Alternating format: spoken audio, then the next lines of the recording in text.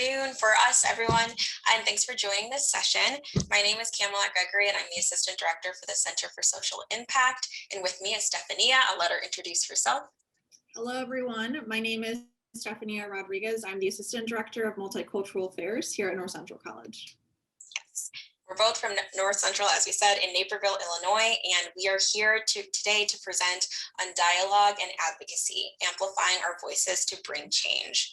So over the course of the next 75 minutes, we're going to talk to you about the what, the why, and the how of dialogue and the ways in which we use it to educate and bring constructive conversations to our campus.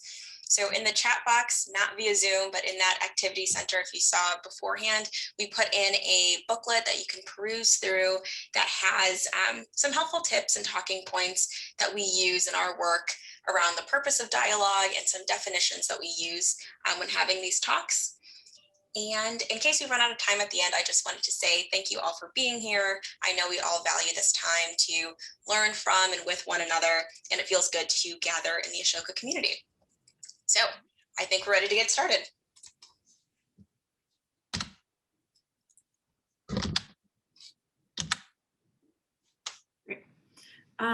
So just to kind of get us started in terms of getting some context of how we got here, we started a lot of these dialogue initiatives back in 2019.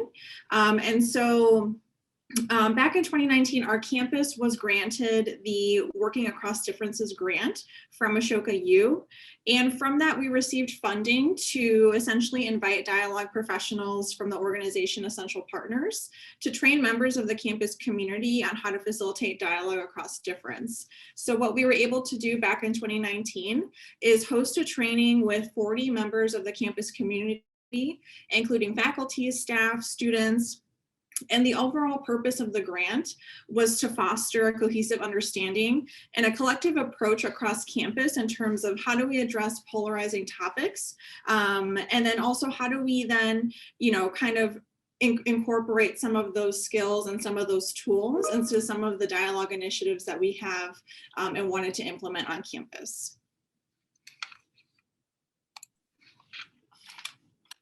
Yeah, so after we got the Working Across Differences grant, we created CHIRP, which is a dialogue training and consultation program that stretches all across our community so we can help people have those deep discussions supported by that reflective structured dialogue. So we consult on events, we do in-class trainings, but mostly we just bring this knowledge to our fellow staff, faculty, and students as dialogue facilitators. So we created a facilitator's guide and accompanying toolkit to assist in the productivity of these talks, and they are equipped with reflective questions, implementation tools, sample agreements, and what we call trust builders to support our dialogues. It's also me. So soon thereafter, creating CHIRP, it came time to really start putting our work into practice. So as many of us know, the climate of the United States over the past year has been a heavy one. After the murders of Ahmaud Arbery and Breonna Taylor and George Floyd, this caused a surge of civil unrest that resulted in protests and marches and other forms of activism all across our country as well as around the world. So of course, this wasn't the first recorded case of police brutality, but it felt as though for the first time, a lot of people were hearing this nationwide cry for racial equality, and they began to grapple with the reality that maybe they hadn't had to before. Essentially, so many people realized that they wanted to be a part of a conversation, but they didn't know where to begin, which that will bring us to our first chat box checkpoint. So how are you all feeling during these months, and how did it affect your work? If you want to either, put something in the chat box or just yell it out and on mic, we'd love to hear from you.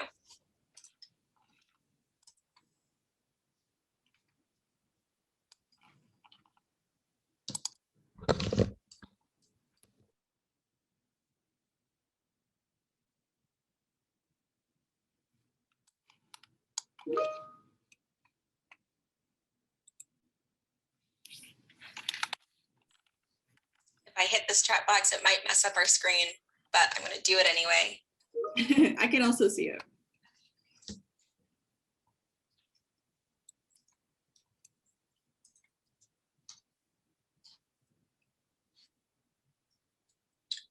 Warner puts in, oh, go ahead.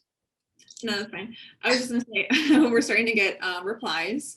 Warner shared, I felt part of the problem. I felt heavy. It carried into my everyday life and still does.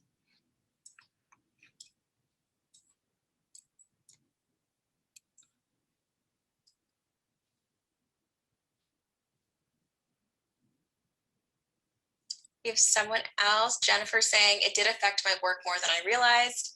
Lindsay says, I know over the last few months, I definitely felt overwhelmed by the magnitude of all the work to be done.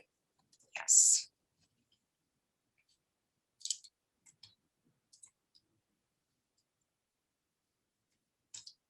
As those come through, I can still just say that during this time, I think a lot of people were sharing that same sentiment. I think this is a time where a lot of book recommendations were shared. You're hearing a lot of narratives be pulled out, and communities began to come together seeking more information on how to be an ally or an advocate or an activist. And then we realized that sharing narratives and full spectrum listening and empathetic understanding were all factors of the power of dialogue. So we wanted to utilize dialogue to engage in a conversation around anti-racism and inclusion practices and how they can be interwoven into all of our leadership growth and development.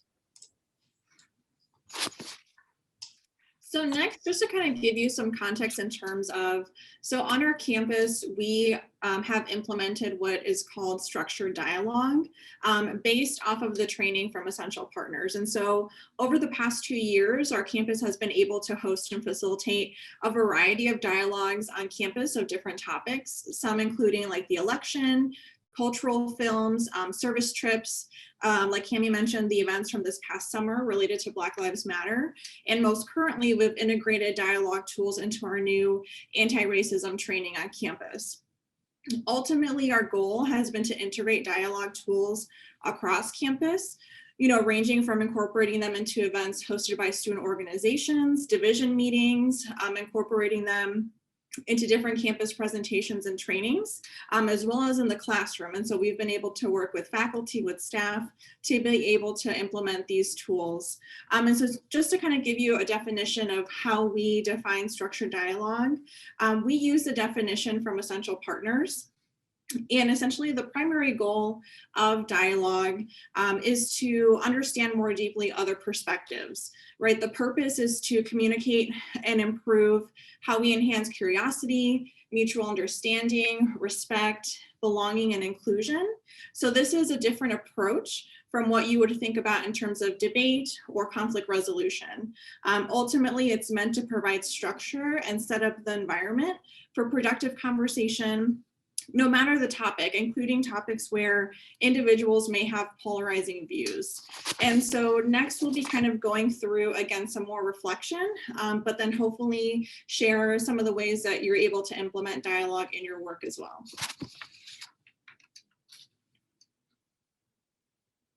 So for our second chat box checkpoint, we just wanted to kind of gauge, some of your perspectives on, why do some people feel nervous or hesitant when talking about difficult or challenging topics? So this could range from politics, religion, racism, personal finances, sexual orientation. So go ahead and take a few seconds and share in the chat box, why do you feel like some people might feel nervous or hesitant?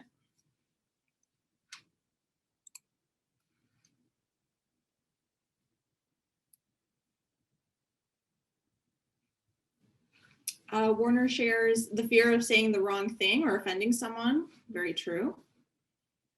Our society not allowing room for people to be wrong.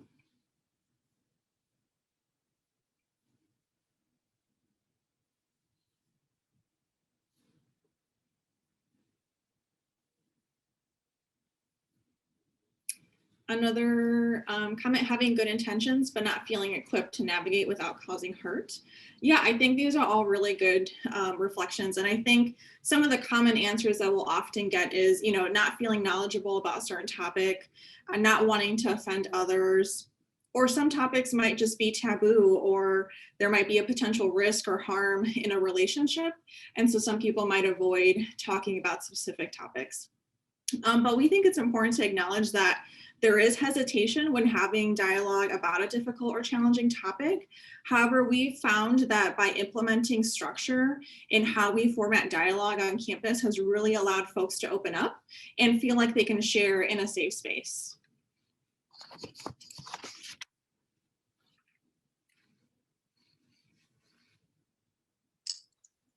A lot of the answers that I'm just reading through right now, they really do coincide with our cycles and their meanings. So sometimes people can be nervous about getting into a dialogue because they're worried of maybe getting into that vicious cycle to the left. But in our reflective dialogue structure, we always try to go for that constructive cycle on the right.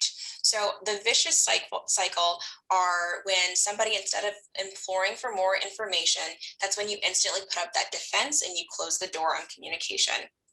So that is something that starts with maybe feeling triggered, and then you go from that to feeling very hyper aware of some differences that you have at hand, and then feeling the innate need to then defend yourself and not speak to that person anymore. On the other side, dialogue calls for the constructive cycle, and that cycle begins with asking open and honest questions for stories and values. Then we listen to understand for meaning, values, emotions, and intentions.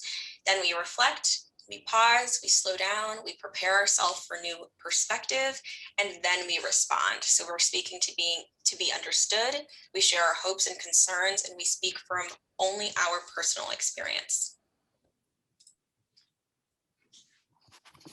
So we wanted to share, one of the main dialogue tools that we utilize across campus has been our communication agreements. And this is one of the tools that was shared from Essential Partners. And it has really provided a great way to provide some of that structure when we are having dialogue events on campus, or even when we're hosting like forums or different sorts of meetings. Ultimately, the communication agreements are guidelines that we establish beforehand and that we share at the beginning. And really the purpose for the communication agreements, there's sort of two purposes for them. One is to discourage old ritualized patterns of communication. And the second is to foster a respectful, safe environment in which participants can have a purposeful and personal exchange of ideas, inquiries, and experiences. And as a campus, we try to incorporate communication agreements and the various different pockets on campus, whether it's an event or a program or a presentation, and you're able to adapt these, to fit your audience or the participants.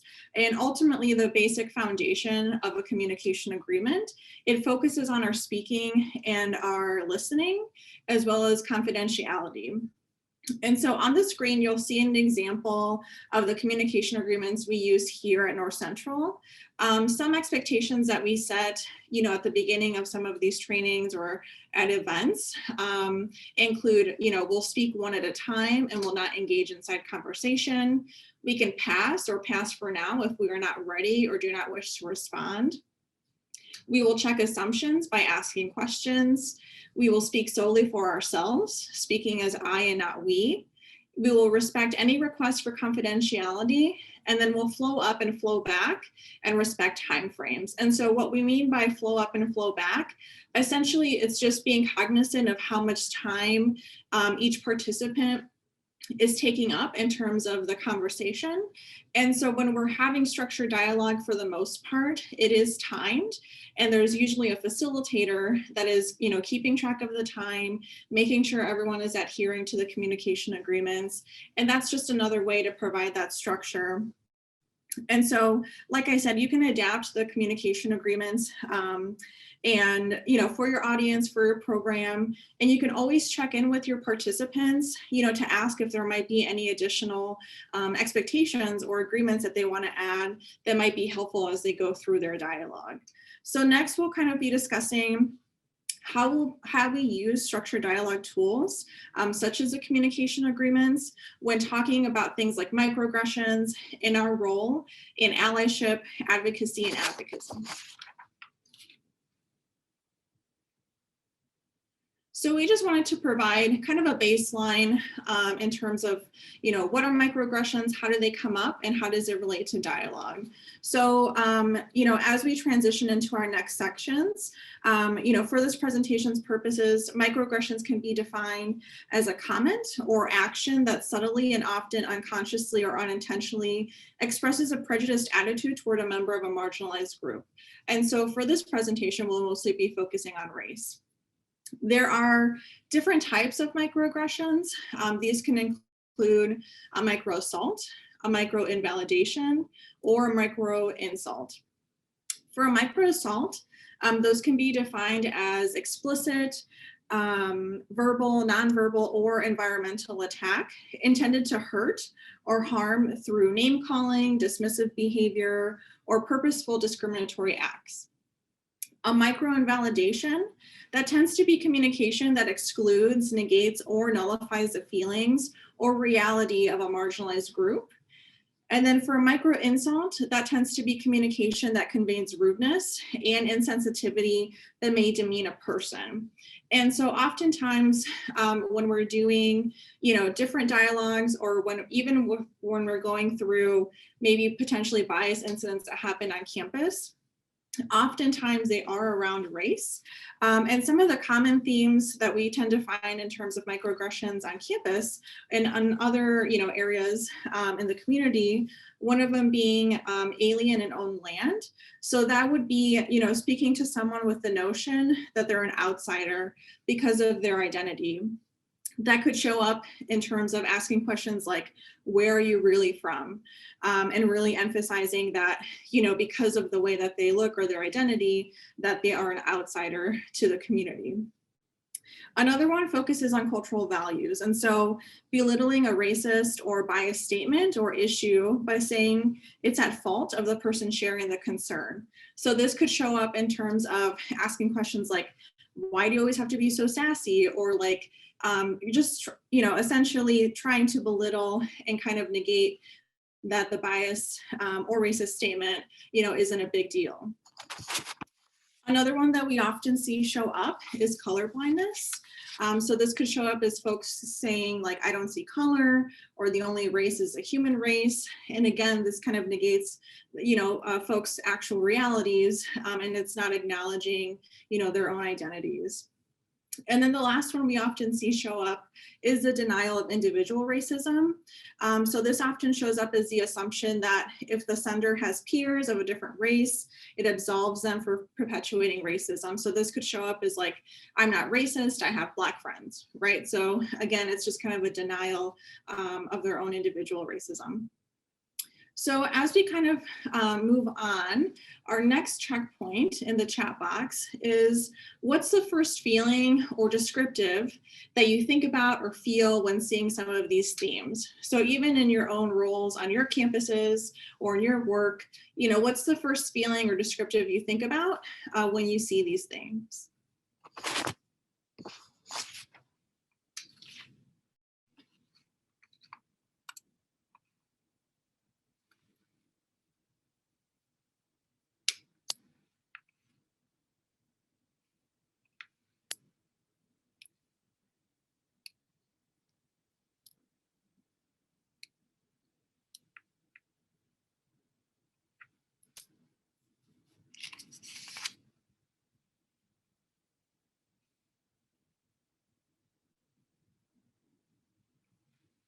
And I think as folks are sharing, I think, for us in our roles on campus, for myself, I work in multicultural affairs. Oftentimes when I think of these themes, and if they're showing up on our campus, it can be frustrating, especially when, we're working to become a more welcoming and inclusive campus. It's frustrating when these common themes come up in bias incidents, or, students express that they experience them in the classroom or with other staff.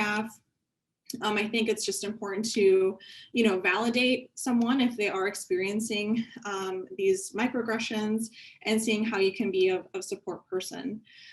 In the chat box, it looks like someone shared, having to look the other way in response.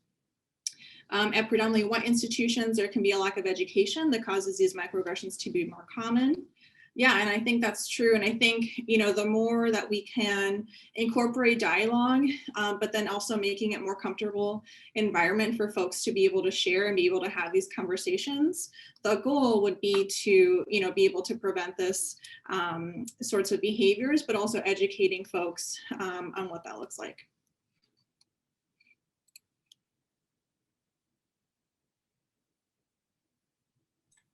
Feel free to keep adding in your thoughts. I'm just going to dive in a little bit more on microaggressions. So we wanted to just define roles and their impact. So when a microaggression occurs, there's a lot of different people at hand who can be in the situation. So you have the sender, which is the person who communicates the microaggression. You have the receiver, which is the person who is directly affected by the microaggression. A bystander could be one of two people. That could be the person who did not communicate or receive the microaggression, but did witness it and had the ability to intervene or remedy the situation, but did not. Or this can be the person that witnesses the interaction and does intervene. And then finally, you have that support person. And this is the person or campus resource that the receiver goes to for support or guidance. This could also be the bystander that circles back and checks in with the person. And then just heading back to the chat box, Marina says, feel overwhelmed when I see people do these things and I'm a bystander. I don't know if or what to do. And that is also very valid. Stephania and I do a training similar to this oftentimes, and something that we kind of breeze past sometimes is some people say, if I was a bystander, I would definitely say something. But sometimes you have to think of what your role is as well, because sometimes it can be more nerve-wracking if maybe it is someone who is higher up than you, or maybe it's a peer. I feel like some faculty we shared in our classroom, I would definitely call it out. That would feel really great. But maybe you would be a little bit more nervous depending on the power dynamics at hand. So chat box checkpoint number 4 is it is possible that not everybody has experienced a microaggression, but most of us have witnessed one. So sometimes a lot of our students, staff, and faculty of these marginalized identities are feeling the brunt of these biases, and they're also the ones who are doing a lot of work on campus as well. So for this chat box checkpoint, just to reflect, or as well, you can always unmic and call out, but what is your comfort level with speaking up in these situations where you are either the bystander, the support person, or receiver of a microaggression? Or you could answer aspirationally, what would you like to do in that situation, but maybe need more tools to do?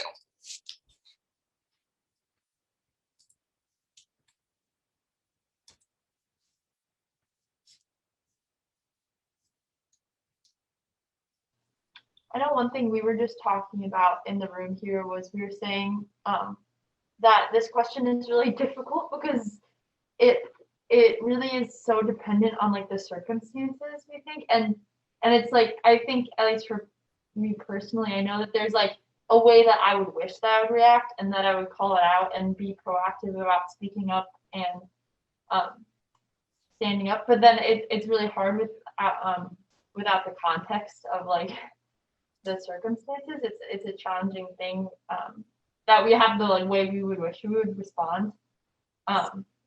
But when it's in the moment, it can be really challenging. Thank you, Lindsay. I agree with that completely. Yeah, I think going off of that, I would love to have more tools on how to call it out in a way that's also not putting down the person who said the microaggression.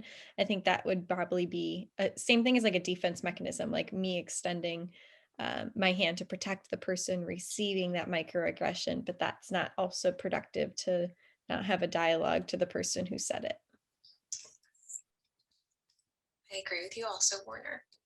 In the group chat, we have seen, I have not spoken up as I have not really known how to handle it. Very valid.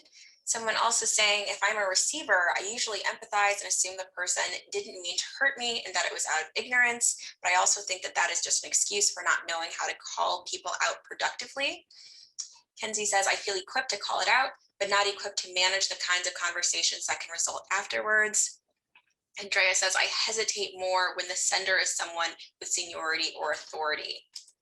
all valid things, when we're able to have a super long training, which sometimes this one snowballs into about a 90-minute one, we talk about calling in and calling out, and the difference between a situation where it is important to call something out and end that harm right away versus a situation where you're able to call in a person to just make sure that if you're a bystander or a support person of a situation, more so actually a bystander, and you're seeing something in the moment, making sure that you are able to support that person who is going through that, but not necessarily attacking somebody if it's coming from a place of ignorance, but being able to call them in and say, like, you know, what did you mean by that? Or let's talk a little bit more about this. And those are certain things that we share in our booklet as well as our on-campus toolkit. But thank you all for sharing those. So what we ended up, oh, before that, I should go back a second. So we took some time to ask our campus community about the impact of these microaggressions, whether as a receiver or a bystander, and we heard statements like this. It's exhausting to teach others how to treat you while still being a full-time student. I know work is being done at a higher level, but day-to-day microaggressions seem like something that will never stop, and it hurts that people don't want to change their ways. How do we get those hurting our community in this conversation? I'm at these trainings, but I need them to be too. And one reoccurring sentiment was, how can I do more to support my friends? How can I do more to support my colleagues? And how do we bring more people to the table to heal this ongoing issue? I should have said that before I flipped this slide, but we do believe that we can be doing more to support our colleagues and our peers and make it our intention to lessen that impact of microaggressions. So we want to equip our colleagues to have these conversations and feel comfortable calling in or out when it comes to biases, and know the roles that they can step into as we push forwards towards equity and inclusion. So that brings us to these definitions of the roles that we could play to assist in cultivating change on our campus. So we personally define allyship as a lifelong process of members of an in-group practicing social awareness to advance the interest of an oppressed or marginalized group. So with allyship, the keywords there are lifelong and awareness. So good allies are constantly staying in the know to support groups of disparate populations. It's a lifelong journey in which you are dedicated to that listening and learning about those who may have a different identity or lifestyle than you do.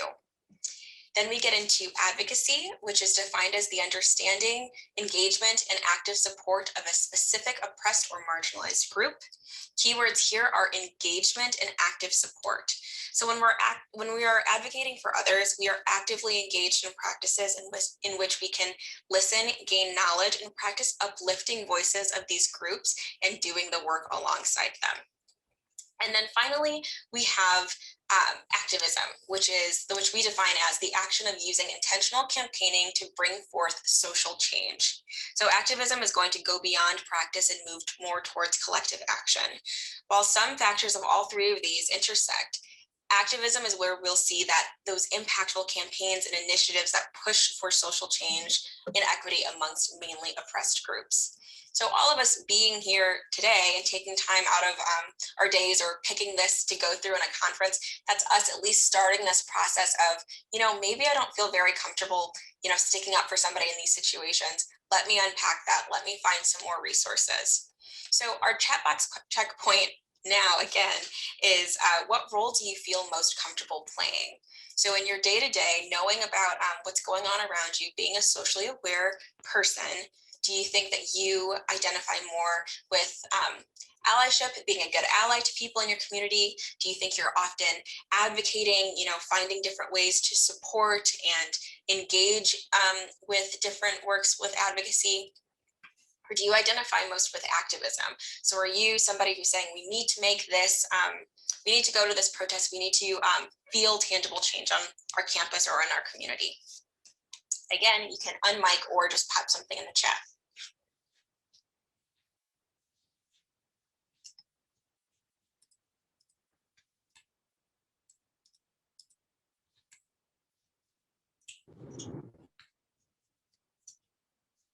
I can start while we're typing. I think that this is another one of those questions where your answers can vary depending on maybe your situation. I think in working on a campus, I think Stephanie and I can speak for her. I think that we're constantly advocating for others. I think it's a big part of our work. And when we're bringing in, when we're seeing communities that need that support, it's always very easy for us to figure out ways to advocate for them, to maybe find a topic and then have a training surrounding it. And then I think in my personal life, I'd probably do more activism. I probably am at more marches and protests and things of that nature.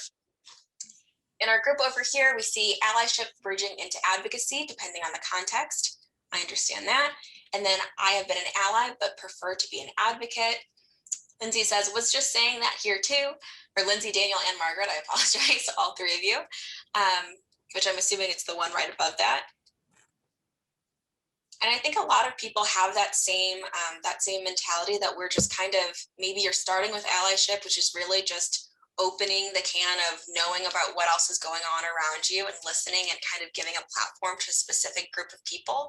But then I think we are imploring more of how can we just push the envelope a little bit and see how we can truly advocate for groups whose voices are probably hoarse from screaming out the needs that they need.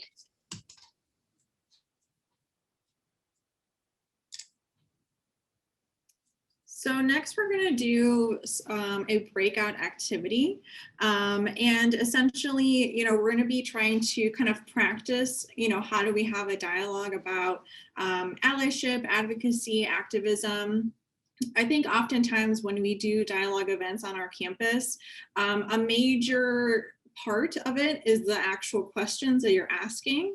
And because you have that structure, right? You have the communication agreements, you're setting guidelines, you're setting sort of a time frame, but then you're also asking questions, especially questions that, kind of want you to engage and also want to be curious about other people's perspectives. And so Cami will be sharing, kind of some of the instructions on how we'll be doing the activity in the breakout groups.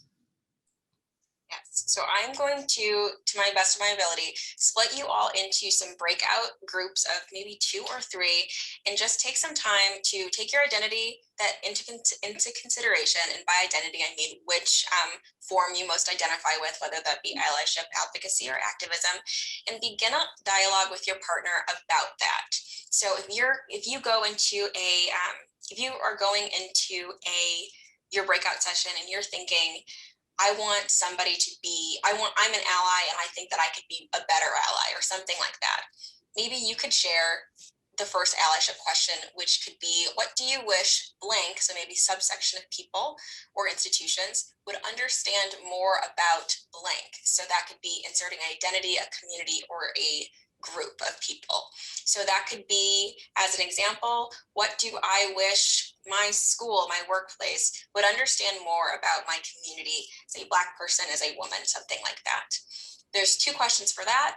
We could also go into advocacy. So maybe a question there is, do you feel that the mass majority on your campus understand, support, engage in practices, awareness, and capacity building around issues of blank? So you would insert your identity, community, or group there. And then finally, for activism, those are some of those collective action piece reflective questions. So that could be, what is the most inspiring movement you've lived through, learned about, or been involved in? And then a follow-up to that would be, in what ways can you bring that impact and passion to your work or to your campus? And then who would it benefit? So as Stephanie, I think she just put in the chat, keep those communication agreements in mind as you split into these groups. Make sure that you are listening to one another and you're listening just to understand, not necessarily always to respond. And then, of course, respecting any request for confidentiality. So I'm going to stop sharing briefly and do some breakout sessions, and we'll send you over there for about 15 to 20 minutes to really try to dive deep into these questions. Okay, I have it. Okay, so everyone's coming back now. Share with us if you would like just what you and maybe your partner talked about, or what questions you covered, how it made you feel, all of that good stuff. I'll share a little bit, and Marina, please jump in. But one of the things that I think Marina sort of was really able to express well, sort of the way I've thought before, but not necessarily been able to discuss it, is the relationship faculty-student on a college campus, with a bit of power being involved, not necessarily deliberately, but just the power that is sort of part of being a faculty member versus a student, and having power over grading and so forth. So that was, I know it didn't really fill in the blank things here, but that was sort of part of our discussion that I think was important. And I really liked the way that Marina was able to describe it. It helped me a little bit. Something that we've used here on campus that kind of relates to that is anytime we've done sort of like a dialogue conversation or event with faculty, staff, and students present, is that you share your name but leave out the title, and that has helped some folks feel more comfortable sharing when there are like faculty and staff present. So one of my reflections is that I find it easy to have a conversation about this when it is in a structured, facilitated place where there's a helpful frame and we're all opting in to have this kind of conversation. So we can be vulnerable, we can be honest, we can push people a little bit because we've all decided that's what we are comfortable doing. For me, it's much harder when it's it's not clear that the person wants to be educated or wants to be called out or wants to be changed or brought along in any way, shape, or form. And so I think part of it is, I don't know if you have any advice about helping people realize why it's so important, but it just seems like a heavy lift. Like it's a lot of work that we all need to do, but it is hard enough when people want to learn and grow and evolve. And I just don't know if it's possible if people are not open. And so curious, like dealing with people who don't even want to know that they have so long to grow. I think that's a very valid point and something that we definitely grapple with a lot doing this work as well, especially because, you have one section of it where maybe somebody's not feeling 100% comfortable even bringing up these things because maybe they don't want to rock the boat. Maybe they're thinking somebody else feels like it's stupid and they don't want to talk about it. And then on the other hand, I think the reason Stephania and I do this work so often is that burden of just, okay, who's going as a support person or a bystander speaking in, that's a heavy burden. But we try to also shift our thinking to those who are constantly having to speak for themselves or constantly having to tell other people how to treat them, and trying to take some of that burden off by also creating spaces to talk about these things. So it's not necessarily that every single time you hear maybe a microaggression or an incident with bias, you say, come on, let's have a quick dialogue. But by utilizing, by us having these practices and being able to utilize some of our reflective questions, maybe it's that though you're not in said setting with communication agreements, you can maybe steal one of these questions and say, why is it that you think this way? Or maybe being in these spaces so often, or feeling that empowerment of being in dialogue with like-minded people can make you feel a little bit more empowered to just kind of shoulder tap and bring another person in. Of course, it's not always a surefire plan with people having such varying mindsets and identities of their own. But that's at this point one of our best practices of just getting comfortable in a more so controlled space, and then bringing our learnings outside of these reflective structured dialogues.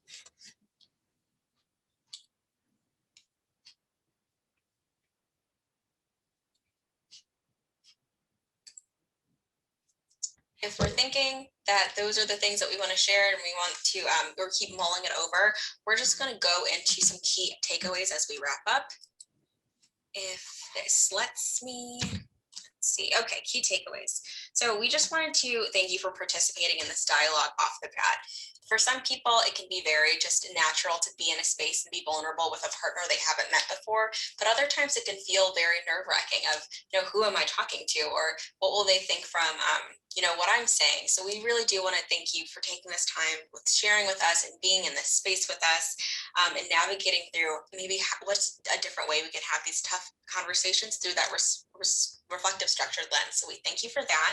But we'd like to close with reviewing some of our tangible takeaways and skills also found in your booklet that we hope that you can carry to your campuses or your communities.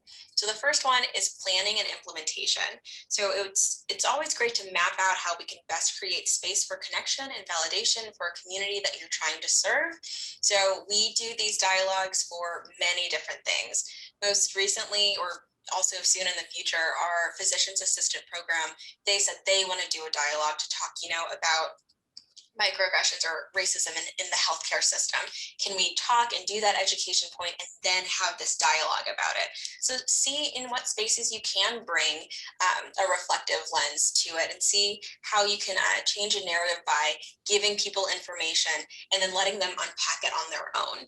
And then secondly, practicing being proactive rather than reactive. So having these conversations before they're needed. Sometimes it takes something big to happen in our country or in our community or on our campus for us to say, okay, then now let's, grapple with sexism or homophobia. But a lot of times, especially for those of certain identities, that's a constant everyday thing that they're facing, that they're dealing with, of people with who may be rude or have an ignorance that affects their day-to-day lives. So just know that we can always be having these conversations, and it doesn't take something big for us to know that we should try to keep building cultural competencies and being socially aware. Another thing to think about in terms of, how do you implement some of these tools or some of these concepts, in your work, is thinking about creating your own trainings surrounding either different identities, that are often advocating for themselves. One, to educate your community, but then also to give that space for practice and to be able to gain those skills, whether you are doing a dialogue training and training folks how to be facilitators, or doing a training based on how to be an ally for a specific marginalized group. I think you're able to implement some of the dialogue tools in those trainings to be able to have those conversations, but then to also educate on those different topics. And then I think, again, just as we're wrapping up, utilizing reflective structured dialogue kind of as a first step towards intentional listening and empathetic understanding. I think as you're working, whether you're working with other staff or faculty or students, really emphasizing the value that there is in structured dialogue and how folks can have that space to engage and learn about others' perspectives, I think has been one of the most successful takeaways that we've had on our campus, is that as we are implementing this work, there are more people who are wanting to engage and be involved. And like Cami mentioned, there's other pockets on campus who are like, we want to do a dialogue about this specific topic. How do we structure the questions? How can we apply it in our work? And I think that's always going to be an ongoing initiative for us, but just something to think about as you are wanting to maybe implement some of these key takeaways in your work. And I think that's all we have for you. If anybody has any questions or comments, we can talk to you all about that at this time. But other than that, just thank you all for being here in this session with us.